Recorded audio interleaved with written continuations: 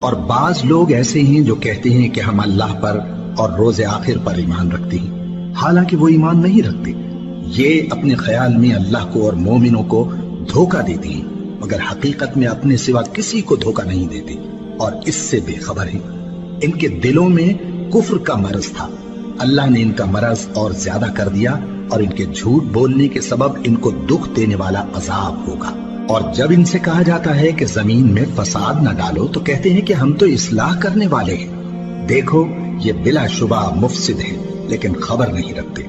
اور جب ان سے کہا جاتا ہے کہ جس طرح اور لوگ ایمان لے آئے تم بھی ایمان لے آؤ تو کہتے ہیں بھلا جس طرح بے وقوف ایمان لے آئے ہیں اسی طرح ہم بھی ایمان لے آئے۔ سن لو کہ یہی بے وقوف ہیں لیکن نہیں جانتے۔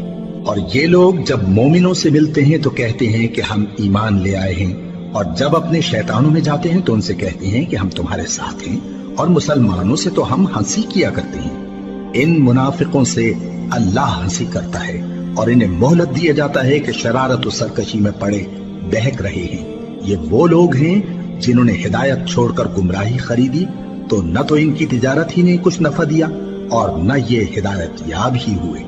ان کی مثال اس شخص کی سی ہے جس نے شب تاریک میں آگ جلائی، جب آگ نے اس کے ارد گرد کی چیزیں روشن کی تو اللہ نے ان لوگوں کی روشنی زائل کر دی اور ان کو اندھیروں میں چھوڑ دیا کہ کچھ نہیں دیکھتے۔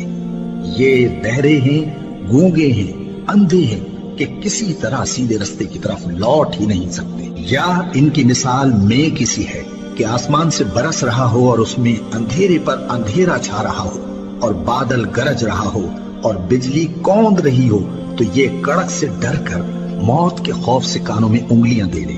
اور اللہ کافروں کو ہر طرف سے گھیرے ہوئے ہے، قریب ہے کہ بجلی کی چمک ان کی آنکھوں کی بصارت کو اچک لے جائے۔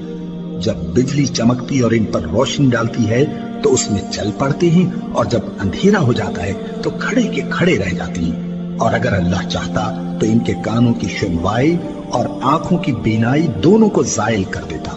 بلا شبہ اللہ ہر چیز پر قادر ہے۔